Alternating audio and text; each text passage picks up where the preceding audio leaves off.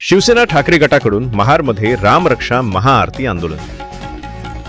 अयोध्येमधील राम मंदिर येथे दानपेटी चोरी व पैशाच्या अपव्यवहाराविरोधात दक्षिण रायगड जिल्ह्याच्या वतीने रावण राज्य चालवणाऱ्या भाजपा सरकार विरोधात आज महारमध्ये शिवसेना उद्धव बाळासाहेब ठाकरे गटाकडून महारमधील राम मंदिर परिसरात रामरक्षा महाआरती आंदोलन घेण्यात आले। यावेळी रामरक्षा पठण करून रामाची आरती करण्यात आली, तर नेते मंडळींची भाषणे झाली। या भाषणात भाजपा सरकारवर विरोधात तीव्र शब्दात टीका करण्यात आली। यावेळी दक्षिण रायगडमधील महिला पुरुष कार्यकर्ते उपस्थित होते। रायगड जिल्हा शिवसेना उद्धव बाळासाहेब ठाकरे या पक्षाच्या वतीने रामरक्षा आंदोलन या ठिकाणी महाड 14 तळे या ठिकाणी झालेला आहे।